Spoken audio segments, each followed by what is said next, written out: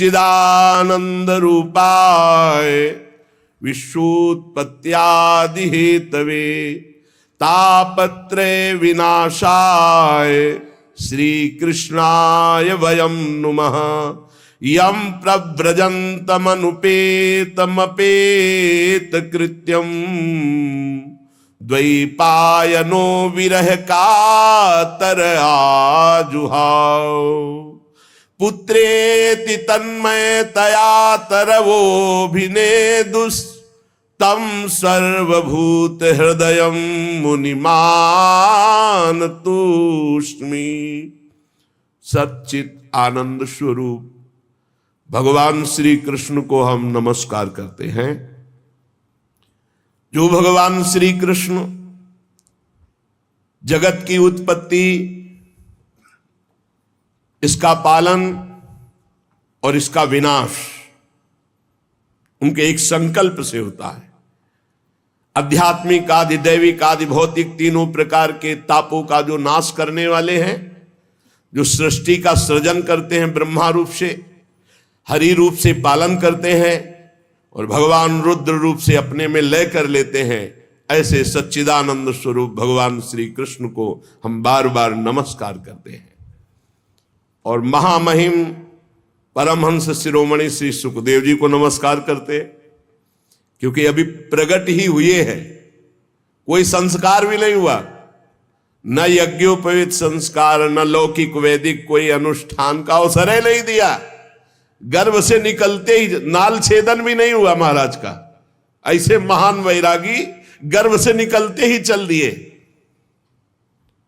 जिनके पीछे पीछे श्री कृष्ण द्वैपायन भगवान व्यास देव जी, हा पुत्र बेटा तुम कहां जा रहे हो, एक शब्द नहीं बोले। इतनी तन्मयता है ब्रह्म तत्व में कि वृक्षों से निकल रहा है सुकोहम सुकोहम सुकोहम। जो ऐसे समस्त भूत प्राणियों में विराजमान भगवत स्वरूप परमहंस शिरोमणि श्री सुखदेव जी महाराज है, उनके चरणों में कोटिशाह प्रणाम नमस्कार करते हैं। एक बार नैमिषारण्य में, बड़ा पावन क्षेत्र है नैमिषारण्य, बड़े भजन के परमाणु हैं। 88,000 ऋषि और श्री शौनक जी उनके मुखिया हैं। 88,000 ऋषियों में सब विराजमान हैं और मंचाधीन श्री सूत जी महाराज हैं। तो सूत जी महाराज को 88,000 ऋषि और उनके मुखिया शौनक जी प्रणाम करके नमस्कार करके बोले। शौनक जी ने कहा, सूत जी आपके वचन जब निकलते हैं तो उनसे हमारे अज्ञान अंधकार का नाश होता है। अज्ञान ध्वांत विध्वंस कोटि सूर्य समप्रभ सूताख्यायी कथा सारम मम कर्ण रसायनम। भक्ति ज्ञान विरागातो विवेको वर्धते महान माया मोह निरासस्य वैष्णवैः क्रियते कथम। हे सूत जी महाराज, आपके वचन करोड़ों करोड़ों सूर्यों के समान हैं, क्योंकि अज्ञान अंधकार का नाश कर रहे हैं। जब आप भगवान की चर्चा कहते हैं तो हमारे कानों में ऐसा लगता है अमृत रस। जो हम बड़ी बड़ी यज्ञ करके आनंद प्राप्त नहीं कर पाए, और आपके श्रीमुख से भगवत चर्चा सुनकर वो आनंद वर्तमान में मुझे प्राप्त हो रहा है। भक्ति ज्ञान और वैराग्य से प्राप्त होने वाले महान विवेक की वृद्धि किस प्रकार से होती है, ये हम आपसे पूछते हैं। विवेक ये बहुत समर्थ परमार्थ का शुभट है। जिसके पास विवेक है वो माया को रौंद कर परास्त करके निश्चित परम पद को या ब्रह्मबोध तत्व ज्ञान जो चाहे वो प्राप्त करो। विवेक भक्ति ज्ञान वैराग्य से प्राप्त होने वाले महान विवेक की कैसे प्राप्ति होती है, कैसे वृद्धि होती है। ये वैष्णवजन भगवान की दुरंत माया मोह से अपना कैसे पीछा छुड़ाते हैं। ये घोर कलिकाल है, इसमें जीव की प्रायः स्वाभाविक आसुरी प्रवृत्ति होती, राक्षसी प्रवृत्ति। भूमि परत भा ढावर पानी, निर्मल जल आकाश से जैसे गिरा, पृथ्वी में गिरते ही धूल दूषित मलिन हो गया, ऐसे ही तिम जीव ही माया लपटानी। महाराज, ऊपर से कलिकाल जिससे आसुरी प्रवृत्ति बढ़ती चली जा रही है, तो क्या उपाय है जिससे माया आसक्त जीव कलिकाल में दैवी संपदा से संपन्न बनकर के भगवत प्राप्ति कर ले? ऐसा कोई उपाय है आपकी दृष्टि में? सूत जी, आप हमें कोई ऐसा शाश्वत साधना बताइए जो सबसे अधिक कम समय में हमारा परम कल्याण कर दे, सबसे अधिक बलशाली और कम समय में हमारा कल्याण कर दे, हमारे हृदय को पवित्र कर दे, हमें भगवान ललित त्रिभंगी श्याम सुंदर से मिला दे। देखो महाराज, चिंतामणिन लोक सुखम सुरद्रुः स्वर्ग संपदम प्रयच्छति गुरहु पीतो वैकुंठम योगी दुर्लभम। अगर चिंतामणि मिल जाए तो लौकिक सुख दे सकती है, कल्प वृक्ष मिल जाए तो स्वर्गिक सुख दे सकता है, परंतु अगर गुरु मिल जाए और गुरु प्रसन्न हो जाए तो योगी दुर्लभ नित्य भगवान का परम धाम दे देते हैं। इसलिए आप कृपा करके बताइए कि महान बलिष्ठ साधन कम समय में श्री कृष्ण का साक्षात्कार करा दे, शुद्ध विवेक जागरण हो जाए, ऐसा उपाय बताओ। क्योंकि एक तो माया ग्रसित, दूसरा कलयुग का प्रभाव, कैसे जीव भगवत प्राप्ति करे। सूत जी ने कहा, शौनकादि ऋषियों, मैं देख रहा हूं कि तुम्हारे हृदय में श्री कृष्ण का बहुत प्रेम है, इसलिए मैं विचार करके तुम्हें संपूर्ण सिद्धांतों का निष्कर्ष सुनाता हूं। ध्यान से सुनो, ये तुम्हारे जन्म और मृत्यु के भय का नाश कर देगा। ध्यान से सुनो। जब जीव के हृदय में भक्ति जागृत होती है, ऐसी भक्ति जिसका प्रतिदिन प्रवाह बढ़े, वो प्रवाह जीव को भगवान श्री कृष्ण के समीप ले जाता है, भक्ति का प्रवाह। और उसके ऐसे आचरण बनने लगते हैं कि भगवान प्रसन्न हो जाते हैं। जहां भगवान प्रसन्न होते हैं, ये माया अपने आप हटने लगती, फिर उसमें कोई बाधा नहीं पहुंचाती। मैं तुम्हें साधन बताता हूं भगवान श्री कृष्ण को प्रसन्न करने का, सावधान होकर सुनो। कलयुग में जीवों के काल रूपी सर्प के मुख का ग्रास होने के त्रास का आत्यंतिक नाश केवल भगवान की कथा से हो सकता है। अगर हमें नित्य सत्संग मिले, नित्य भगवत चर्चा मिले, तो हमारा भजन रोज बढ़ेगा, भजन में रुचि बढ़ेगी, हमारे असत आचरण छूटेंगे, हम निश्चित भगवत प्राप्त हो जाएंगे। मन की शुद्धि के लिए भगवान की चर्चा से बढ़कर और कोई साधना नहीं। परस्पर भगवान की चर्चा, कथन श्रवण की जाए, इससे बहुत जल्दी मन भगवान में लग जाता है, मन शुद्ध हो जाता है। जब मनुष्य के बहुत जन्मों का पुण्य एकत्रित होता है, एक दो जन्म का नहीं, जन्मांतरे भवेत पुण्यम तदा भागवतम लभेत। जन्म जन्मांतर के पुण्य एकत्रित होते, तब उसे भगवान की रस भरी चर्चा सुनने का सौभाग्य मिलता है। भगवान की चर्चा सुनना बड़ी दुर्लभ विषय। जन्म जन्मांतरों के जब पुण्य एकत्रित होते हैं, तब भक्त और भगवान की चर्चा सुनने का सौभाग्य प्राप्त होता है। सुत दारा धन लक्ष्मी पापियों के घर होए, संत समागम हरि कथा तुलसी दुर्लभ दोय।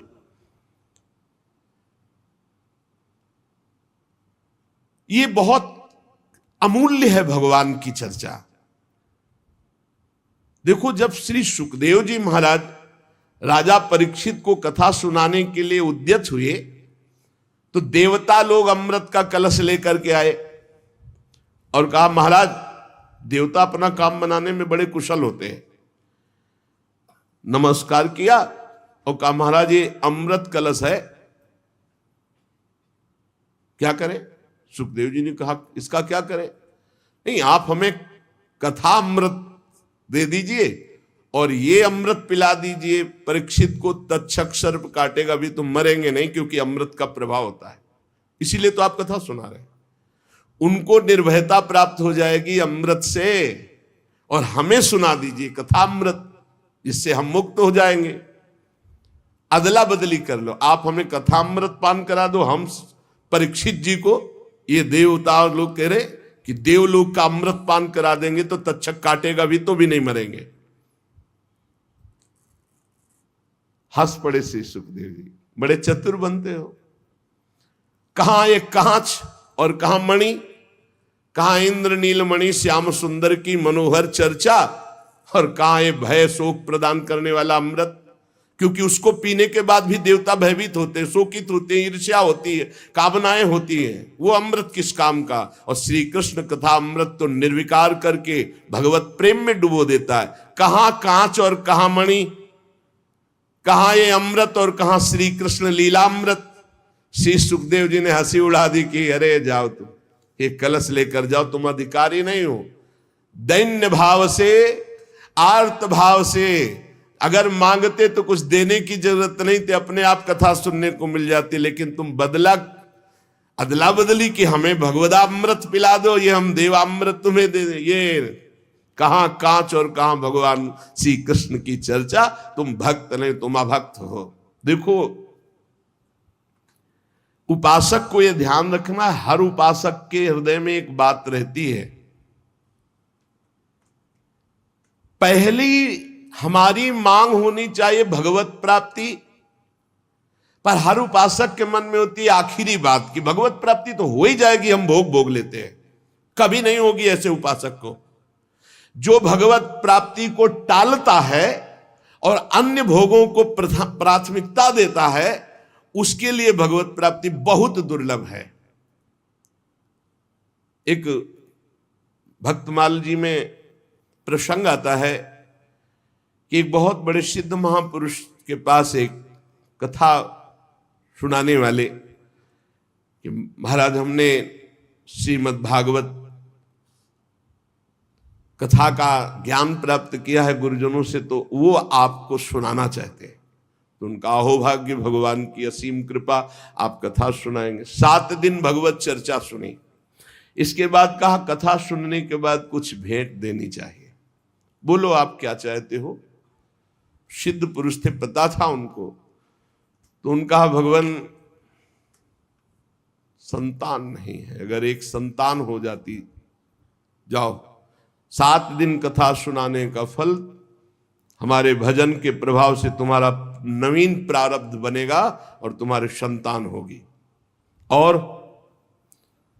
हाँ, भगवान, संतान भी हो गई पर धन नहीं है तो कैसे हम पालन पोषण करेंगे। इसलिए आपकी कृपा से कुछ ऐसा विधान बन जाए कि हमारा परिवार चलता रहे, इससे कुल परंपरागत हमें लक्ष्मी की प्राप्ति हो। हरि चर्चा सुनाई है, विधान बन जाएगा, धन का भी बन जाए। ठीक है, जाओ। और कुछ? भगवान की थोड़ी भक्ति भी हो जाए। चुप।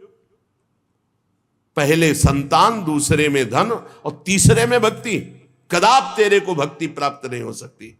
जाओ, संतान होगी, संपत्ति मिलेगी, भक्ति नहीं।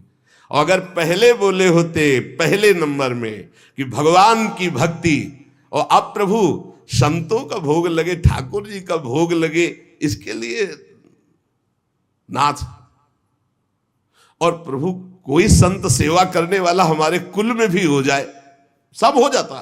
पहले भक्ति, लेकिन भक्ति सबसे पीछे नहीं। अभक्तास्तांश्च विज्ञाये न ददौ सा कथामृतम, श्रीमद् भागवती वार्ता सुराणाम अपि दुर्लभा। भगवान की कथा दैन्य आर्त भाव से अहोभाग्य मनाकर सुनी जाती है, इस भाव से नहीं, अदला बदली से नहीं। श्री सुखदेव जी ने देखा कि इनके हृदय में भक्ति नहीं है, ये बदले में कथा सुनना चाहते, इसलिए अनाधिकारी है। ये जानकर कथामृत का दान नहीं किया। ये देवताओं को भी दुर्लभ है भगवत चर्चा, श्री कृष्ण कथा। पूर्व काल में श्रीमद् भागवत के श्रवण से राजा परीक्षित को परम पद मिला, यद्यपि सर्प ने काटा था। ब्रह्मा जी को बड़ा आश्चर्य हुआ। उन्होंने सत्यलोक में साधनों को तौला, एक तरफ सब साधन और एक तरफ भगवान की पावन लीला कथा, तो सब साधन हल्के पड़ गए और भगवान की चर्चा सबसे भारी रही। भगवत लीला कथा ये सीधे भगवत प्राप्ति कराती है। रत्नावती जी ने कोई और साधन नहीं किया, केवल दासी के मुख से भगवत चर्चा। ब्राह्मण पत्नियों ने मथुरा, कोई और नहीं, गोपीजनों ने और कोई नहीं, परस्पर भगवत चर्चा, भगवत गुणानुवाद, बड़ी दिव्य अवस्था। कलयुग में भगवान की लीला कथा सुनने से तत्काल माया मोह का नाश होकर के भगवत प्राप्ति होती है। और कहीं सप्ताह विधि से जो श्रवण करते हैं कामना पूर्वक, उनकी जो कामना होती है, या पाप प्रायश्चित, पापों का नाश, कामनाओं की पूर्ति, भगवत प्राप्ति, सब कुछ इसमें सुलभ है। शौनक जी ने पूछा, सांसारिक प्रपंच से मुक्त एवं विचरणशील देवर्षि नारद जी, सनकादि के साथ संयोग कहां हुआ? वो विधि विधान के श्रवण में उनकी प्रीति कैसे हुई? सूत जी ने कहा, मैं तुम्हें वो भक्ति पूर्वक कथा सुनाता हूं। श्री सुखदेव जी का मैं अनन्य शिष्य हूं। सूत जी कह रहे, श्री सुखदेव जी ने मुझे अपना प्रिय शिष्य जानकर एकांत में मुझे सुनाया है। एक दिन विशालापुरी में चारों निर्मल ऋषि सनक सनंदन सनातन सनत कुमार सत्संग के लिए आए हुए थे। वहां उन्होंने देखा देवर्षि नारद जी को।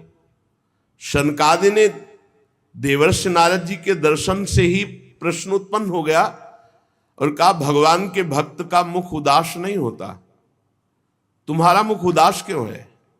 भगवान के भक्त का मुख उदास नहीं होता, उदास का कोई विशेष कारण होता है।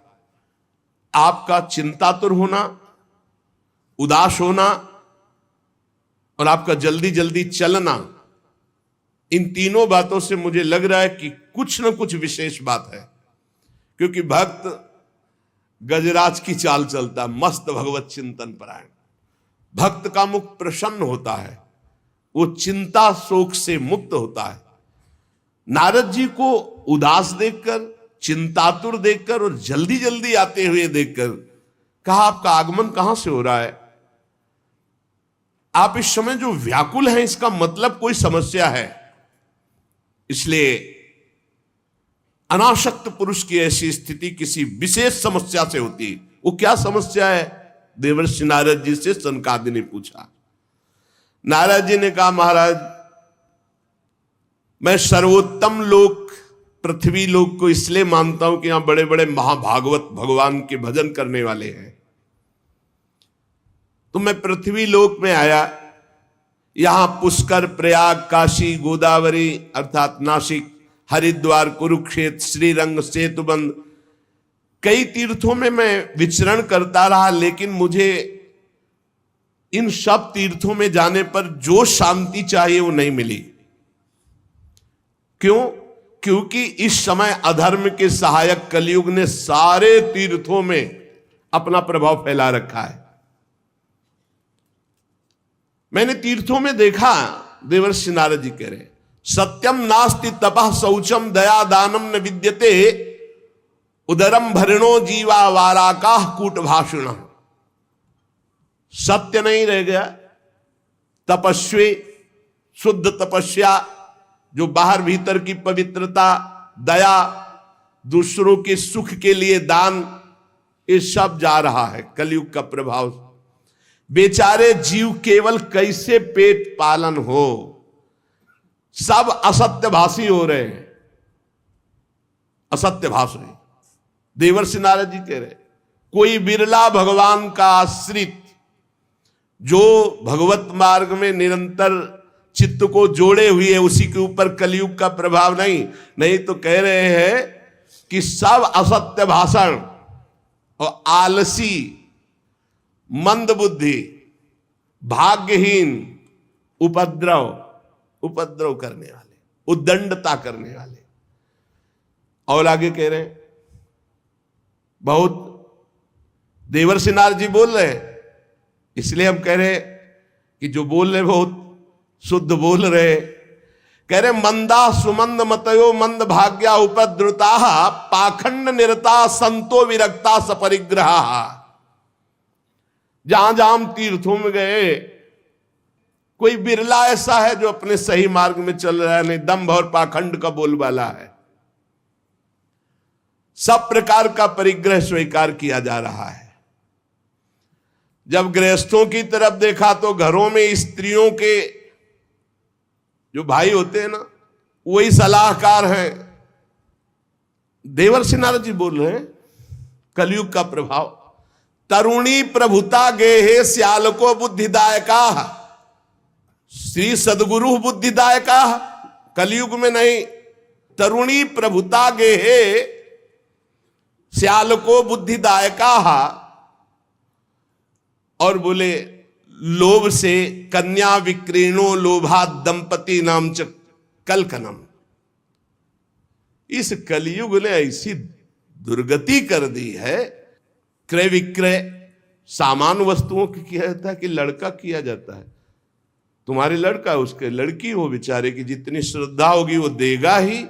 ये दहेज मांगना, दहेज लेना इच्छा से युक्त होकर नहीं, हमारे पूर्व से चला रहा है। कन्या वाला जितनी सामर्थ्य होती खूब भावपूर्वक वर पक्ष को देता रहा है, उसका भाव रहा है। लेकिन वर पक्ष मांग करके वैसे घर में नई साइकिल नहीं, लड़का मोटरसाइकिल के लेगा तब ही चलेगा, दुल्हन भी ले।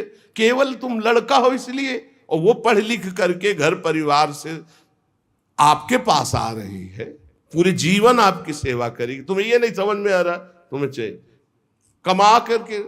अरे हमें तो लगता है कि कार वगैरह व्यवस्था तो देनी चाहिए लड़की वाले को, कि हमारे कुल चलाने के लिए लड़की दी व्यवस्था, तुम्हें कभी कोई कष्ट ना पड़े। लड़की वाला बेचारा देता है ऊपर से, और वो मांग करते हैं। स्त्री पुरुष फिर भी आपस में कलह, बड़ा विचित्र। महाराज देवर्षि नारद जी सनकाद से कह रहे, महात्माओं के आश्रम में गया, तीर्थों में गया, पावन नदियों में गया, यहां सब दुष्टों ने देवालयों को नष्ट कर दिया। कलयुग का ऐसा प्रभाव हो रहा है कि शुद्ध योगी मिलना, सिद्ध मिलना, सिद्ध ज्ञानी मिलना, सिद्ध भक्त मिलना, सिद्ध सत्कर्मी मिलना बड़ा कठिन हो रहा है। न योगी नैव सिद्धो वा न ज्ञानी सत्क्रियो नरा कलिदावा नले नाद्य साधनम भस्मताम गतम। भ्रष्टाचार फैला रहा है कलयुग। सारे साधन इस समय कलि रूपी दावानल से भस्म हो रहे हैं। हमने देखा कि बाजारों में अन्न बिकने लगा है, पहले अन्न नहीं बिकता था। देवर्षि नारद जी कह रहे कैसा कलयुग का प्रभाव बढ़ गया है। अट्टशूला जनपदा शिवशूला दुजातय कामिन्य केशशूलिन्य संभवंती कलाविहि। दुजातय जो विप्रजन है वो पैसा लेकर के वेद पढ़ाते हैं, तो फिर परिवार कैसे चले? नहीं, वेद पढ़ाते थे वो तो गुरुदक्षिणा में या कार्य की पूर्णता में जजमान तो खुद देता था, मांगने को नहीं कहा गया। गोस्वामी तुलसीदास जी ने भी कहा बेचहि वेद धर्म दुहि लेहि। पैसा तय करके वेद का पाठ करना या शास्त्रों का श्रवण कराना, ऐसा निषेध ये कलयुग का प्रभाव है। देवर्षि नारद जी कह रहे हैं तस्मात् शास्त्रम प्रमाणम। कामिन्यः केशशूलिन्यः संभवन्ति कलाविहा। इस कलयुग ने ऐसा भ्रष्टाचार मचा दिया कि चरित्र बेच करके लोग जीवन यापन करना चाहते हैं। बड़ा विचित्र है। बोले चरित्र बेच करके उदर पोषण करने की वृत्ति, ऐसा दिमाग। नौकरी मिल जाए, रुपया मिल जाए, पद मिल जाए, चरित्र चला जाए, उसका कोई महत्व नहीं। ऐसा कलयुग बुद्धि को भ्रष्ट कर देता है। एवं पश्यन कलेर दोषान पर्यटन नवनीमहम यामुनम तटमापन्नो यत्र लीला हरेरभूत।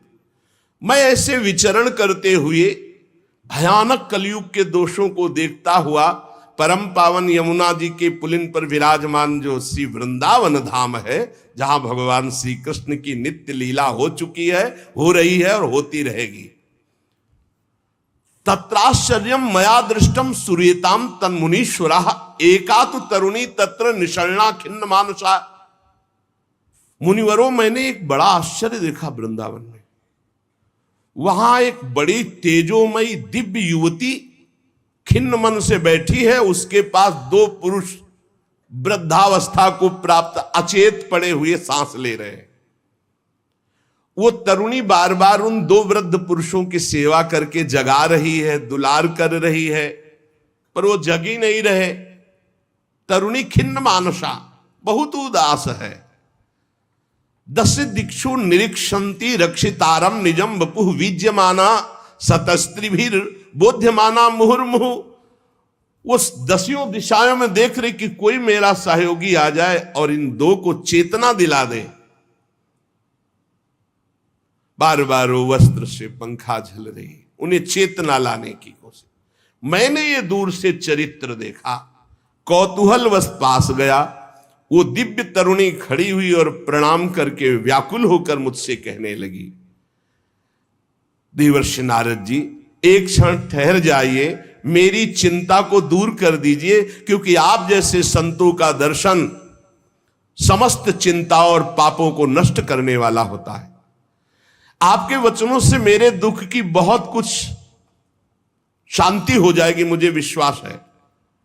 क्योंकि यदा भाग्यम भवेद भूरि भवतो दर्शनम तदा, जब मनुष्य के बहुत बड़े भाग्य उदय होते तब आप जैसे संतों के दर्शन होते हैं।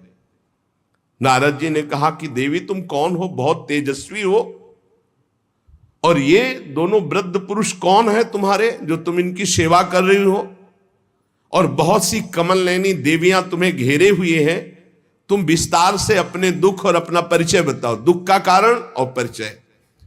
तो उस दिव्य युवती ने कहा, अहम भक्ति रीति ख्याता इमौ में तनयो मतौ ज्ञान वैराग्य नामानौ काल योगे न जर्जरौ गंगाद्या सरितश्चेमा मत सेवार्थम समागता। मेरा नाम भक्ति है, ये मेरे पुत्र हैं जो वृद्ध हो गए ज्ञान और वैराग्य। समय के प्रभाव से, कलयुग के प्रभाव से मेरे पुत्र वृद्ध हो गए ज्ञान और वैराग्य। ये जो मेरी सेवा में है, ये गंगादि दिव्य नदियां हैं। मैं समस्त देवियों से सेवित हूं, क्योंकि प्रेम लक्षणा भक्ति हूं। तपोधन, मैं अपनी कथा सुनाती हूं और सुनकर आप मुझे शांति प्रदान करें। मैं द्रविड़ देश में उत्पन्न हुई, कर्नाटक में बड़ी, कहीं कहीं महाराष्ट्र में सम्मानित हुई, गुजरात में मुझे थोड़ा बुढ़ापा जैसा लगा। घोर कलयुग के प्रभाव से पाखंडियों ने मुझ भक्ति को क्षीण कर दिया है। पाखंड ने बहुत काल से मैं दुर्बल, निस्तेज, अपने पुत्रों सहित। पर जब मैं वृंदावन आई तब तो मैं तो सुंदरी स्वरूप नवयुवती हो गई, लेकिन मेरे पुत्र वैसे के वैसे ज्ञान वैराग्य। भक्ति कह रहे मैं तो तेजस्विनी हो गई वृंदावन में, लेकिन ज्ञान वैराग्य को यहां। अब ये मेरे पुत्र ऐसे वृद्ध पड़े हैं, हम इनको छोड़कर मैं कहीं जा नहीं सकती। जरठत्वम समायातौ तेन दुखेन दुखिता साहम तु तरुणी कस्मात श्रुतो वृद्धा विमोकुता। बड़ी समस्या है, माता जवान और बेटे बूढ़े। मैं दुखी हूं। हम तीनों एक साथ रहते हैं, ज्ञान वैराग्य भक्ति, फिर ये विपरीतता क्यों? ऐसा होना चाहिए, पुत्र तरुण होना चाहिए, माता बूढ़ी होनी चाहिए। मैं तरुण हूं, मेरे पुत्र ज्ञान वैराग्य बूढ़े हैं। योग निधि आप इसका कारण बताइए। नारद जी ने कहा, साध्वी आपके बात करते करते मैंने ज्ञान दृष्टि से सब कुछ देख लिया, तुम्हें विषाद नहीं करना चाहिए। भगवान श्री हरि तुम्हारे अधीन है। प्रेम अधीन भगवान का नाम, प्रेमाधीन, भक्ताधीन मनः पूज्यो, भक्ति के अधीन है, तुम्हें विषाद शोभा नहीं देता। सूत जी कहते हैं, मुनिवर नारद जी ने एक क्षण में ही सब कारण जान लिया और नारद जी ने कहा, देवी सावधान होकर सुनो, ये दारुण कलयुग है। इसी से इस समय सदाचार, योग मार्ग, तपस्या और सब मार्ग, भगवत मार्ग जितने हैं, प्रायः ये गुप्त लुप्त होते जा रहे हैं। कलिकाल का ऐसा प्रभाव बढ़ता चला जा रहा है। हे देवी, जना अघासुरायन्ते साठ्य दुष्कर्म कारिणः, सबका मन दुष्टता में ज्यादा लगता है। दुष्कर्म करना, पापाचरण करना, जो मन बुद्धि है, ये ज्यादातर पाप कर्म के कभी नहीं अघाते हैं। जहां देखो जो सही मार्ग से चलेगा उसे दुख, म्लान, निंदा, उपहास। बड़ा बुद्धिमान होगा जो सही मार्ग में धैर्य पूर्वक चल पावे, नहीं तो लोग ऐसा उसका उपहास करेंगे और ऐसा दृश्य देखने को कलयुग दिखाएगा कि पाप कर रहा है, मौत से रह रहा है, धर्म से चल रहा है, बड़ा दुखी हो रहा है। कलयुग का ऐसा प्रभाव बढ़ रहा है कि यहां शुद्ध ज्ञानी मिलना, शुद्ध भक्त मिलना, शुद्ध पंडित मिलना, पंडिता समदर्शिना बड़ा कठिन हो रहा है। ऐसा नहीं कि नहीं है, पर बड़ा कठिन हो रहा है। पृथ्वी में इतना पाप बढ़ता जा रहा है कि भगवान शेष जी के लिए भार रूप हो रही है पृथ्वी। मैं तो आया था मृत्यु लोक में भक्तों का समागम प्राप्त करने, लेकिन इस समय छूने और देखने योग्य भी नहीं रह रही है। बड़ा अमंगल हो रहा है पृथ्वी में। इस संसार में वैराग्य और ज्ञान की किसी की जरूरत है नहीं, इसीलिए बूढ़े हो गए तुम्हारे पुत्र। विषयानुरागी, अंधे बने हुए, भोगों में लगे हुए, इसलिए वैराग्य की जरूरत नहीं। भोगों में सुख बुद्धि, इसलिए ज्ञान की जरूरत नहीं। तुम इसलिए जवान यहां हो गए कि वृंदावन है, यहां संयोग से सदैव तुम जवान रहोगे। कभी तुम्हें कोई भी अंग, 64 अंगों में भक्ति के कोई भी अंग यहां हीन नहीं, क्योंकि संपूर्ण अंगों से परिपूर्ण ये भगवान का धाम है ना। अतः वृंदावनस्य संयोगात् पुनस्त्वं तरुणी नवा, धन्यम वृंदावनम तेन भक्तिर्नृत्यति यत्र च। धन्य है वृंदावन, जहां भक्ति सर्वांग पुष्ट होकर नृत्य कर रही। परंतु वृंदावन में भी तुम्हारे पुत्रों को यहां कोई पूछने वाला नहीं, ग्राहक नहीं। अत्रेमौ ग्राहका भावान जरामपि मुंचतः। अभाव है वृंदावन में, ज्ञान वैराग्य को कोई नहीं पूछता। यहां प्रेम लक्षणा भक्ति का ही सारा खेल है, इसलिए इनका बुढ़ापा नहीं छूट रहा।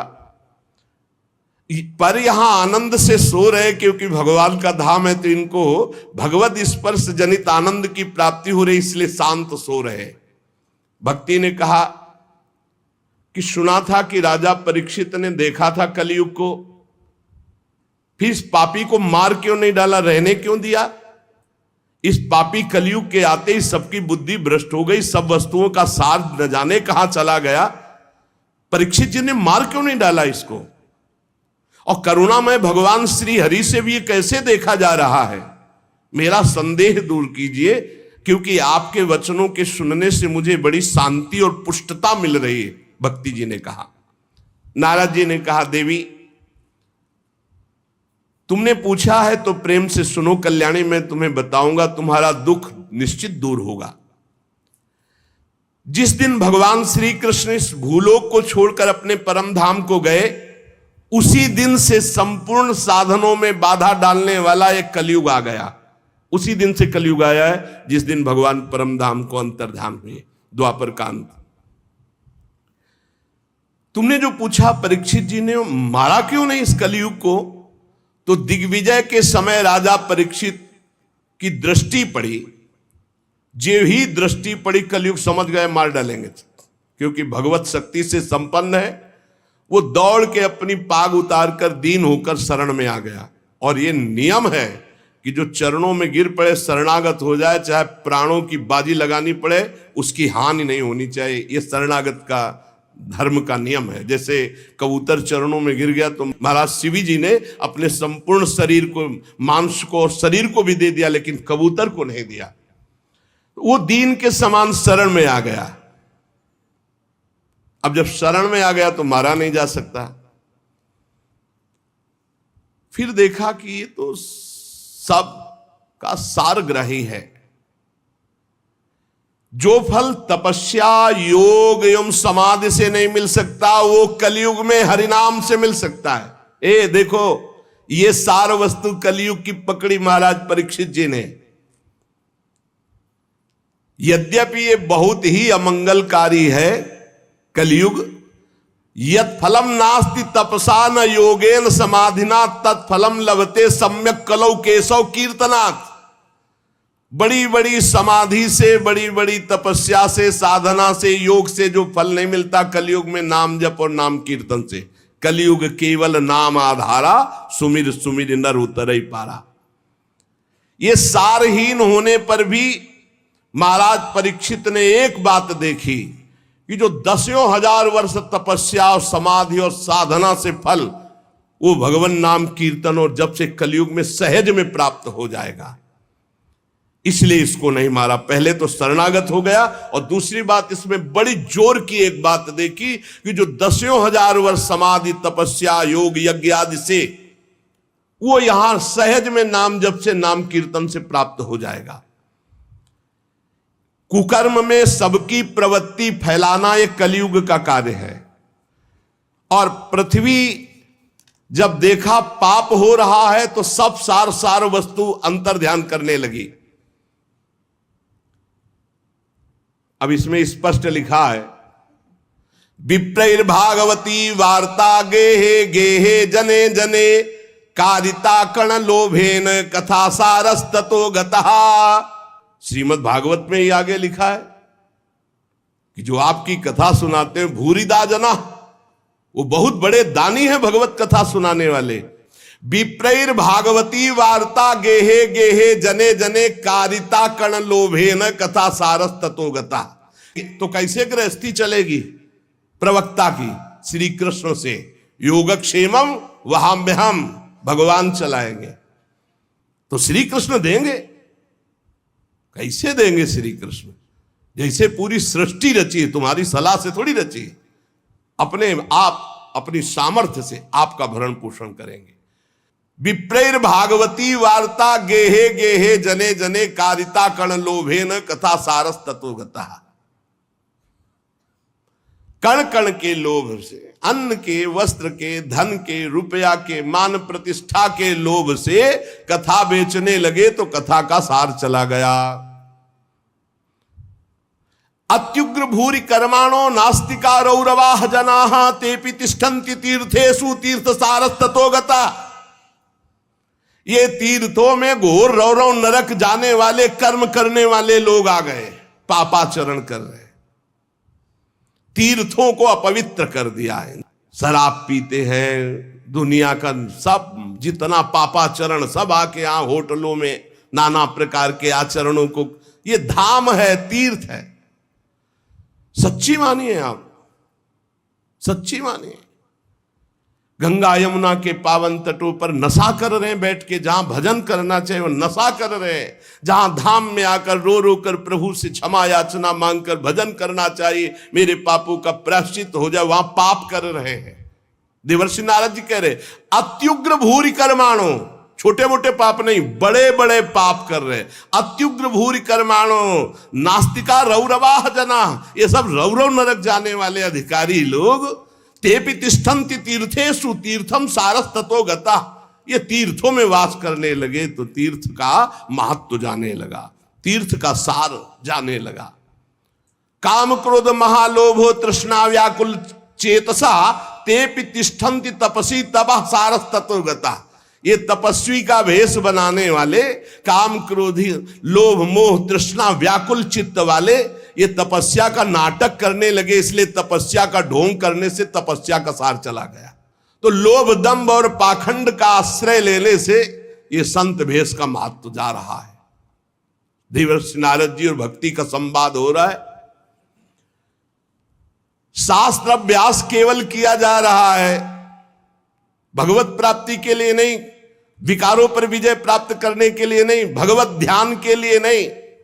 पंडितास्तु कलत्रेण रमन्ते महिषायु पुत्रस्योत्पादने दक्षा अदक्षा मुक्ति साधने। और न ही वैष्णवता कुत्र संप्रदाय पुरःसरा एवं प्रणयताम प्राप्तो वस्तु सारा स्थले स्थले। जो संप्रदायाचार्य द्वारा सिद्धांत वर्णन की हुई वैष्णवता है, कहीं कहीं किसी में देखी जाती, नहीं तो सब मनमानी आचरण, मनमानी आचरण। इसलिए वैष्णवता का सार लुप्त हो रहा है। कलयुग ने ऐसा पाए जान जगत, हरिवंश महाप्रभु, पाए जान जगत में सब जन कपटी कुटिल कलयुगी टंचु। पुंडरीकाक्ष भगवान सब कुछ देख रहे हैं, क्योंकि कलयुग का राज्य है, शासन है उन्हीं के द्वारा। इति तद्वचनम श्रुत्वा विस्मयम परमम गता भक्ति रुचे वचो भूया सूर्यताम तच्च शौनक। सूत जी कहते, शौनक जी जब देवर्षि नारद के वचन सुने, भक्ति को बड़ा आश्चर्य हुआ। फिर उसने जो कहा सुनो, भक्ति ने कहा, देवर्षि आप तो धन्य है, मेरा बड़ा सौभाग्य जो आपका समागम हुआ, क्योंकि साधु नाम दर्शनम लोके सर्वसिद्धि करम परम। भगवत प्रेमी महात्मा का दर्शन इस समस्त सिद्धियों को प्रदान करने वाला होता है। धन्योस्मि मद भाग्येन समागता। भक्ति कह रही है, धन्य है मेरे भाग्य जो समागता, आपका दर्शन हुआ, आपसे संभाषण हुआ, आपका समागम मेरे अहो भाग्य धन्य। स्वयं भक्ति कह रही, सुरर्षे त्वम ही धन्योस्मि मद भाग्येन समागता साधु नाम दर्शनम लोके सर्व सिद्धि कर्म परम।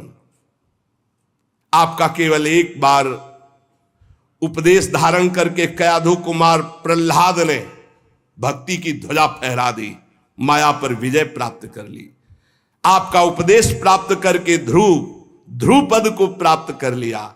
आप सर्व मंगल में साक्षात श्री ब्रह्मा जी के पुत्र हैं। हे देवर्षि नारद जी, मैं आपको नमस्कार करती हूं। नारद जी ने कहा कि भक्ति तुम खेद में अपने को मत डालो, चिंता तो मत हो, भगवान श्री कृष्ण के चरण कमलों का चिंतन करो। भगवान की कृपा से सारे दुखों का नाश हो जाता है। दुख नाश का उपाय क्या? भगवान का चिंतन करो। जब दुख आपको घेरने लगे तो और गाढ़ चिंतन करो, दुख से बच जाओगे, वो दुख आप पर प्रभाव नहीं डाल पाएगा। जिन्होंने कौरवों के अत्याचार से द्रौपदी की रक्षा की, गोप सुंदरियों को सनाथ किया, वो श्री कृष्ण कहीं चले थोड़ी गए हैं। फिर तुम तो भक्ति हो, श्री कृष्ण को प्राणों से भी अधिक प्यारी हो, चाहे जैसा पापी पति नीच हो। अहो वत्सपतो गरियान यद जिह्वागे वर्तते नाम तुभ्यम। सतयुग त्रेता द्वापर इन तीन युगों में ज्ञान वैराग्य और मुक्ति के साधन थे, किंतु कलयुग में तो केवल भक्ति ही ब्रह्म सायुज्य प्राप्त करा सकती, दूसरा कोई साधन नहीं। जैसे अभी कल परसों में श्री तुलसीदास जी जो वर्णन कर रहे थे कि तीर्थ याग यज्ञ व्रत आदि, अब नहीं समय रह गया इनके द्वारा भगवत प्राप्ति। ये सोचकर ही परमानंद चिन्ह मूर्ति ज्ञान स्वरूप श्री हरि ने अपने सत स्वरूप से तुम्हें रचा है। तुम साक्षात श्री कृष्ण की परम प्रिय हो, परम सुंदरी हो। एक बार जब तुमने हाथ जोड़कर पूछा था कि मैं क्या करूं, तब भगवान ने यही आज्ञा थी कि मेरे भक्तों का पोषण करो। तुमने भगवान की आज्ञा स्वीकार की, तुम पर भगवान बहुत प्रसन्न है। तुम्हारी सेवा करने से मुक्ति को तुम्हारी दासी के रूप में दिया है। भक्ति की दासी क्या है? मुक्ति। ज्ञान वैराग्य तुम्हें पुत्र रूप में दिए।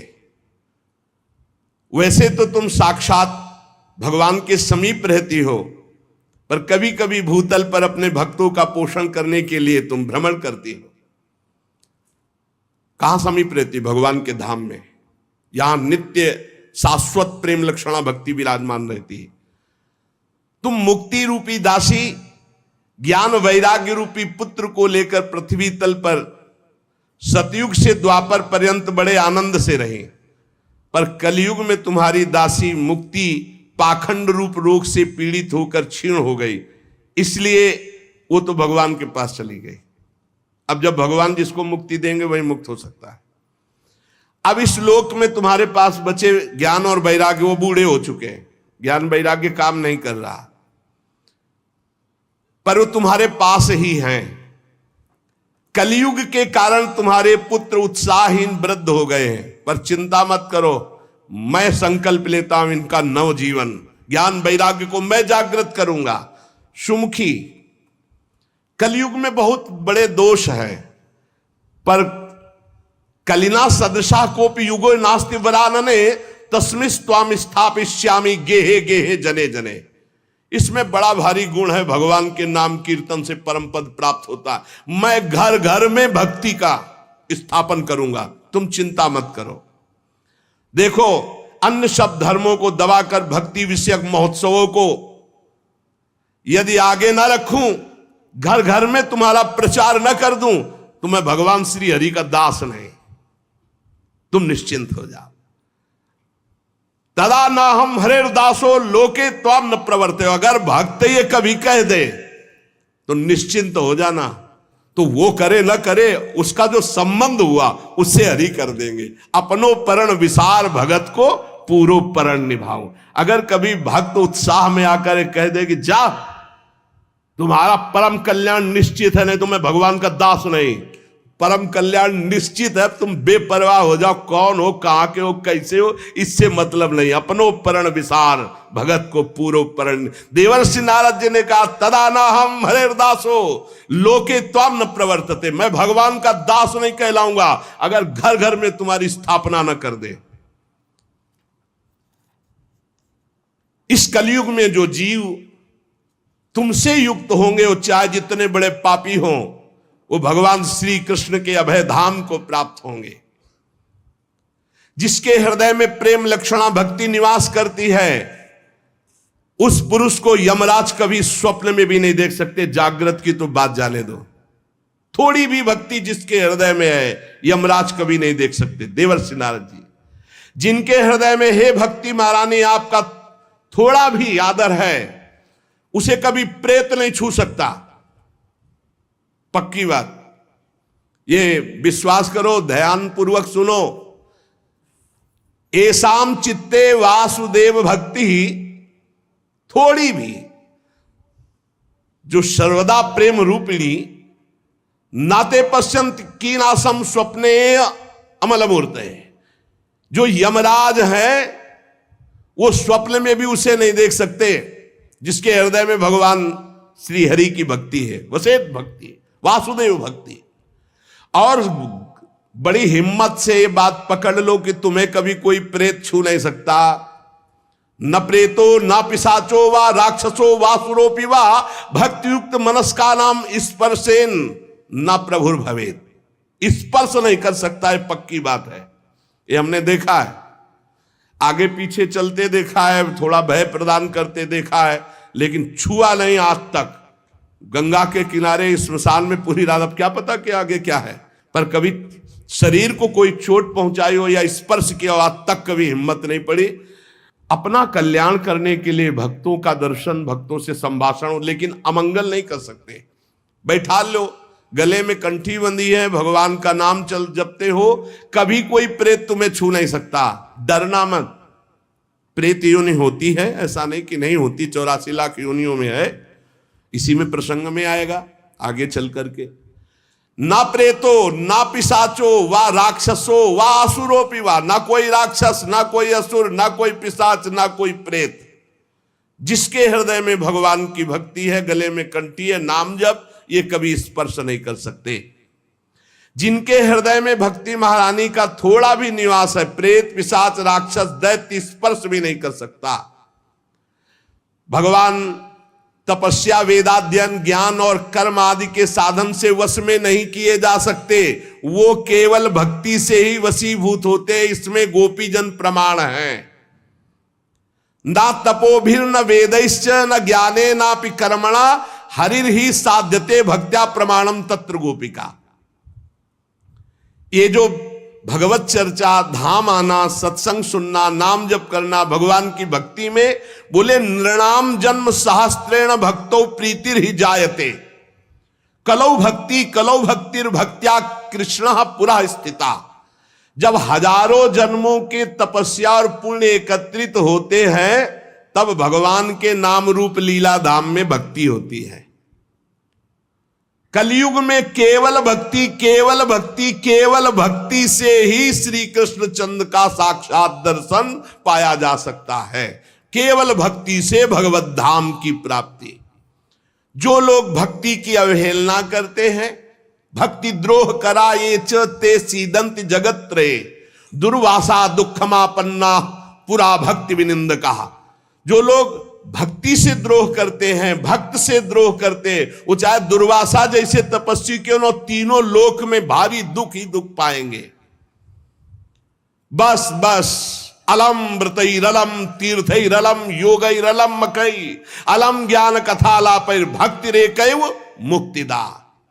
बस बस बस व्रत से, तीर्थ से, योग से, यज्ञ से, ज्ञान चर्चा से अब भगवत प्राप्ति नहीं। कलिकाल है, एकमात्र भक्ति से ही परम मोक्ष, परम पद जो चाहोगे वो प्राप्त हो जाएगा। सूत जी कहते हैं, इस प्रकार नारद जी के श्रीमुख से जब भक्ति का भक्ति महारानी और पुष्ट हो गई। अहो नारद धन्योषि प्रीतिस्ते मयि निश्चला ना कदाचित विमुंचामी चित्ते स्थास्यामि सर्वदा। नारद जी आप धन्य हैं, आपकी मुझ में निश्चल प्रीति है, मैं सदा आपके हृदय में वास करती हूं, मैं कभी आपको छोड़कर एक क्षण भी नहीं जा सकती। साधु आप बड़े कृपालु हैं, आपने अपने क्षण भर की वार्ता से मेरे सारे दुख दूर किए, पर मेरे पुत्रों में चेतना नहीं आई, अभी तो वृद्ध ही है। आप कृपा करो मेरे पुत्र में भी चेतना आ जाए ज्ञान वैराग्य में। भक्ति के वचन सुनकर नारद जी को बड़ी करुणा आई और उन्होंने हाथ से ऐसे पकड़कर जगाने लगे कि भाई ज्ञान उठो, वैराग्य उठो। बहुत जोर लगाया लेकिन नहीं उठे। तब वेदांत सुनाया, वेदांत घोष, फिर गीता पाठ सुनाया, फिर वो कुछ जमाई लेते हुए उड़ा ऐसे, लेकिन जगे नहीं, न गीता पाठ से न वेदांत घोष से। नारद जी ने देखा कि जमाई ले रहे, थोड़ा नेत्र उघा रहे, बस फिर वैसे ही सो गए। उन्होंने सोचा क्या किया जाए, वेदांत से नहीं जग रहे, गीता से नहीं जग रहे, ज्ञान वैराग्य। बड़े दुर्बल, केश सफेद, अस्थि मात्र हुए रहे शरीरा, मतलब एकदम निस्तेज। नारद जी ने सोचा मुझे क्या करना चाहिए, कैसे इनकी वृद्धावस्था जाए, कैसे ये जगे ज्ञान वैराग्य। भगवान का स्मरण करने लगे, हे भगवान मुझे उपाय बताओ ज्ञान वैराग्य को जगाने का। उसी समय आकाशवाणी हुई, हे नारद जी खेद मत करो, तुम्हारा उद्योग निसंदेह सफल होगा। देवर्षि तुम इनके लिए एक महान सत्कर्म करो, और वह सत्कर्म क्या है तुम्हें संत शिरोमणि बताएंगे। आकाशवाणी बस इतना बोली, तुम धन्य हो, तुम इनके लिए सत्कर्म करो, तुम्हारा उद्योग सफल होगा, और वो सत्कर्म कोई संत महापुरुष बताएंगे।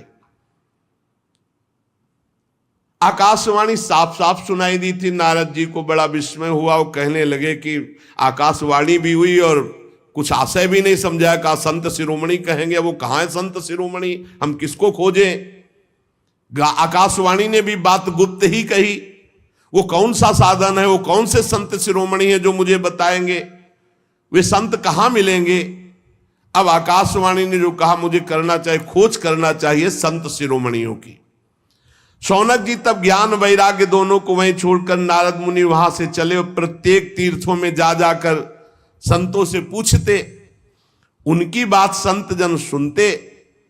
उन्होंने बताया कि असाध्य है रोग।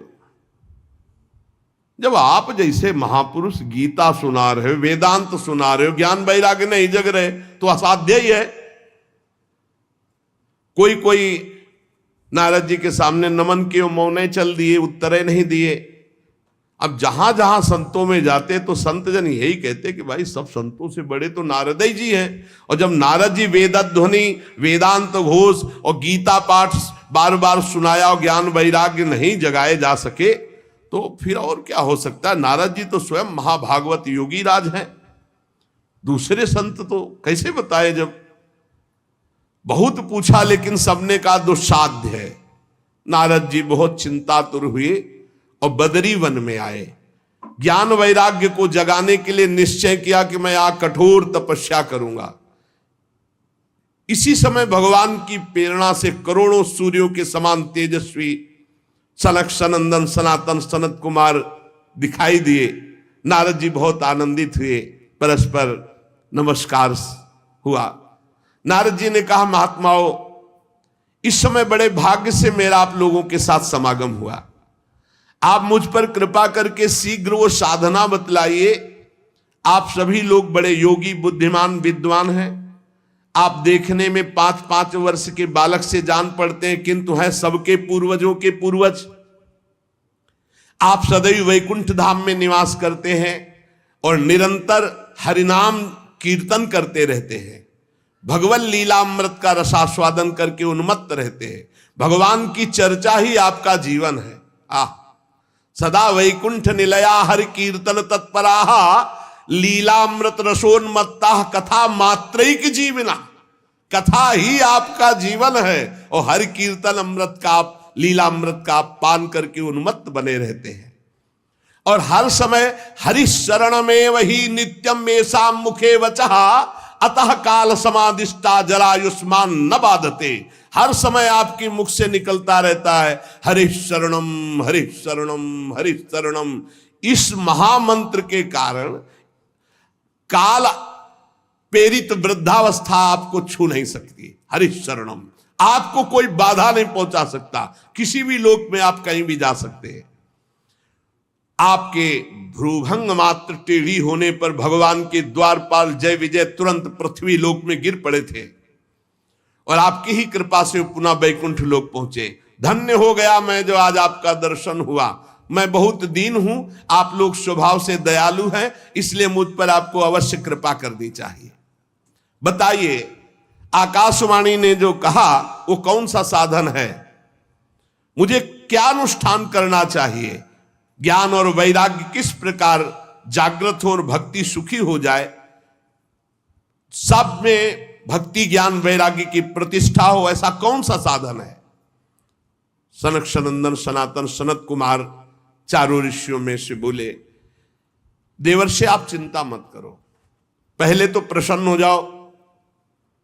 उनके उद्धार का एक सरल उपाय पहले से विद्यमान है। नारद जी, धन्य है उसका जीवन जो परोपकारी जीवन है, दूसरे के लिए। आप विरक्तों में शिरोमणि हैं, श्री कृष्ण दासों के शाश्वत पथ प्रदर्शक हैं, भक्ति योग के भास्कर हैं। आप भक्ति के लिए जो उद्योग कर रहे हैं, आपके लिए कोई आश्चर्य की बात नहीं समझनी चाहिए। भगवान के भक्त के लिए तो भक्ति की सम्यक स्थापना करना सदा उचित है। ऋषियों ने संसार में अनेकों मार्ग प्रकट किए हैं, किंतु सभी कष्ट साध्य है और परिणाम में बहुत ब्रह्मा द्वारा रचे हुए लोकों की ही प्राप्ति कराने वाले हैं। भगवान की प्राप्ति कराने वाला मार्ग तो बड़ा गुप्त है, उसका उपदेश करने वाला पुरुष भी बड़े भाग्य से प्राप्त होता है। आपको आकाशवाणी ने जिस सत्कर्म का संकेत किया है उसे हम बतलाते हैं। आप प्रसन्न और समाहित चित्त होकर सुनिए। नारद जी, द्रव्य यज्ञ, तपोयज्ञ, योग यज्ञ और स्वाध्याय रूपी ज्ञान यज्ञ, ये सब तो लोक लोकांतर की प्राप्ति कराने वाले हैं, महालोक, तपलोक, जनलोक, स्वर्गलोक आदि। लेकिन ये जो भगवत चर्चा रूपी महान सत्कर्म है, ये मोक्ष प्रदान करता है, प्रेम प्रदान करता है। भगवान की जो दिव्य चर्चाएं हैं, जिसे परमहंस श्री सुखदेव जी ने गान किया है, जब संपूर्ण भागवत की चर्चा ज्ञान और वैराग्य भक्ति को सुनाई जाए तो तत्काल इनको बल मिलेगा, इनका कष्ट चला जाएगा और ये आनंद से उन्मत्त होकर नृत्य करेंगे। सिंह की गर्जना सुनकर जैसे भेड़िए भाग जाते हैं, ऐसे भगवान की चर्चा सुनकर कलयुग के दोष नष्ट हो जाते हैं, कलयुग भयभीत होकर भाग जाता है। प्रेम रस प्रवाहित करने वाली भक्ति, ज्ञान और वैराग्य सबके हृदयों में जागृत हो जाएगी जो भगवान की चर्चा सुनेंगे। नारद जी ने कहा कि मैंने वेद वेदांत की ध्वनि की, गीता पाठ बार बार किया, फिर भी भक्ति ज्ञान वैराग्य तीनों नहीं जगे, तो महाराज श्रीमद् भागवत सुनाने से कैसे जग जाएंगे? क्योंकि कथा के प्रत्येक श्लोक प्रत्येक पद में वेदों का ही तो सारांश है। आप लोग शरणागत वत्सल, आपका दर्शन कभी व्यर्थ नहीं जाता, इसलिए मेरा संदेह दूर कीजिए। सनकादि ने कहा श्रीमद् भागवत की कथा वेद उपनिषदों का सार है, इसलिए उनसे अलग उनकी फल रूपा होने के कारण बड़ी उत्तम है। जिस प्रकार रस वृक्ष की जड़ से लेकर शाखा पर्यंत रहता है किंतु उसका स्वाद नहीं लिया जा सकता, वही जब अलग फल रूप में आता है तो उसका स्वाद लिया जाता है। जैसे दूध में घी रहता है किंतु उसका स्वाद नहीं लिया जाता, जब प्रक्रिया के द्वारा अलग किया जाता है तो उसका स्वाद अलग हो जाता है। जैसे गन्ने में शक्कर रहती है पर प्रक्रिया के द्वारा फिर उसका स्वाद अलग लिया जाता है, ऐसे ही वेद उपनिषद का सार फल रूप है जो भगवान श्री कृष्ण की चर्चा से युक्त श्रीमद् भागवत है। ये भगवान व्यास देव जी ने भक्ति ज्ञान और वैराग्य को प्रकाशित करने के लिए स्वयं रचा है। वेद वेदांत के पारगामी गीता की भी रचना करने वाले भगवान व्यास देव जी खिन्न होकर अज्ञान समुद्र में गोते खा रहे थे, तो आप याद करो, आपने ही तो 4 श्लोक में इसका उपदेश किया था, उसे सुनते ही उनकी सारी चिंता दूर हो गई थी। फिर इसमें आपको आश्चर्य क्यों हो रहा है? जो आप हमसे प्रश्न कर रहे हैं, आपको उन्हें शोक और दुख का विनाश करने वाले इस महामहिम भगवत चर्चा को सुनाना चाहिए। नारद जी ने कहा, महानुभाव, आज तो मैं कृतकृत हो गया। आपका दर्शन जीव के संपूर्ण पापों को तत्काल नष्ट कर देता है। जो संसार दुख रूप दावानल से तपे हुए हैं उन पर शीघ्र ही शांति की वर्षा हरि जब करते तो आप जैसे महात्माओं का दर्शन हो जाता है।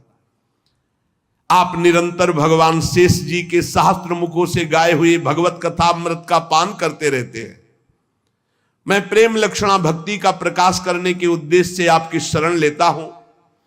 जब अनेकों जन्मों के संचित पुण्य पुंज का उदय होता है तो मनुष्य को सत्संग मिलता है। भाग्योदयेन बहुजन्म समर्जितेन सत्संगमं च लभते पुरुषो यदा वै अज्ञान हेतु कृत मोह मदांधकार नाशम विधाय ही तदोदयते विवेका।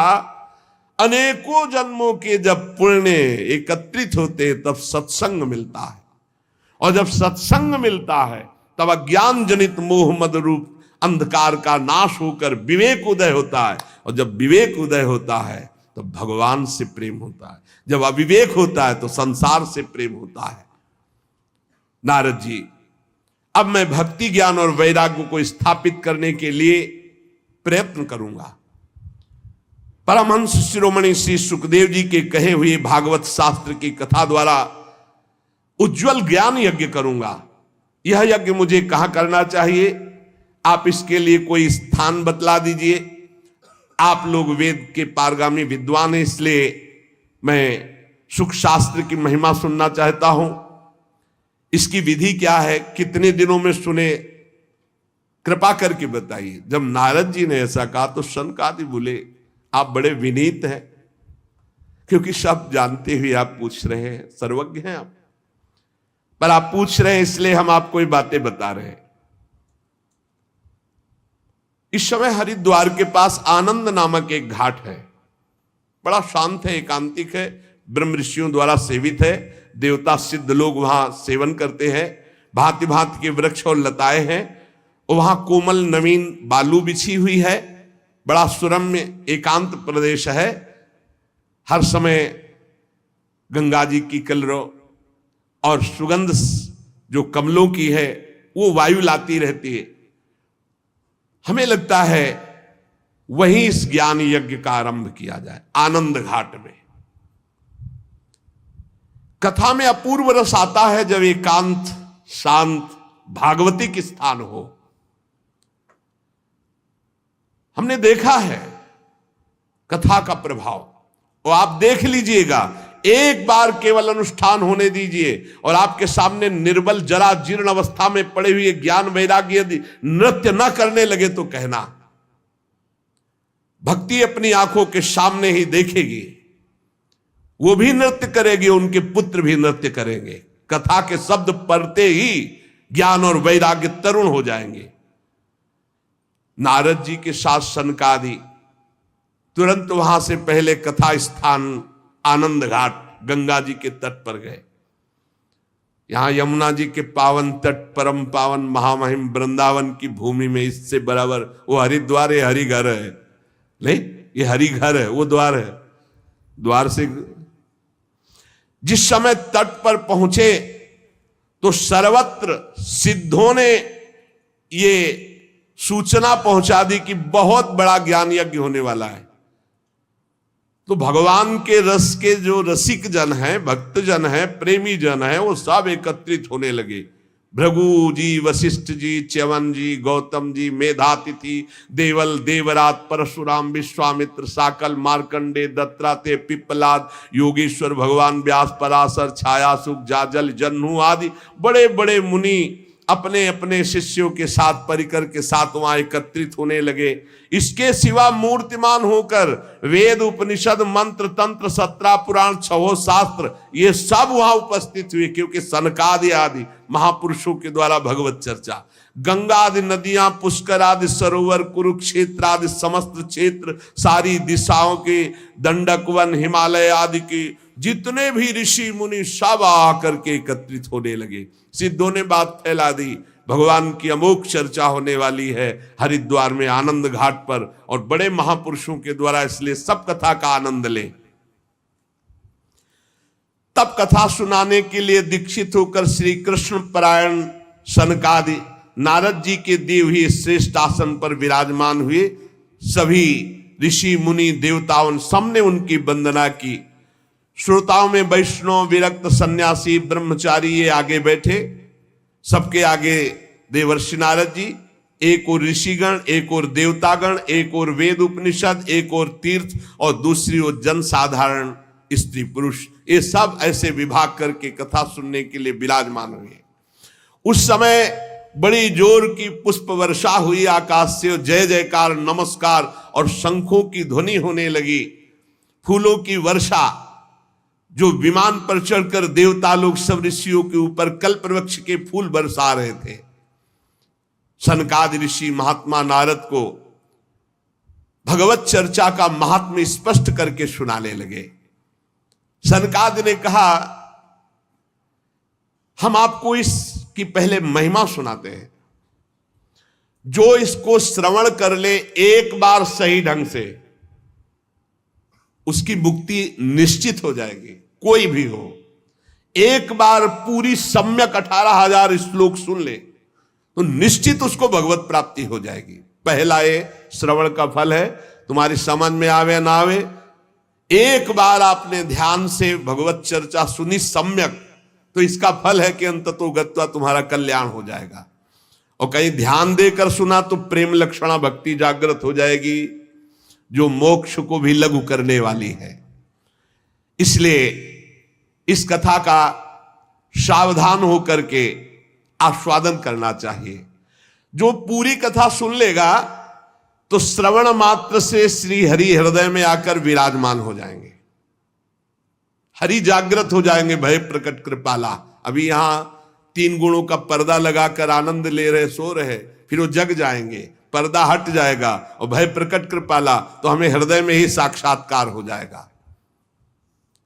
यस्या श्रवण मात्रेण हरिश्चित्तम समाश्रयेत, इसमें 18,000 श्लोक, 12 स्कंद, श्री सुखदेव और राजा परीक्षित का संवाद।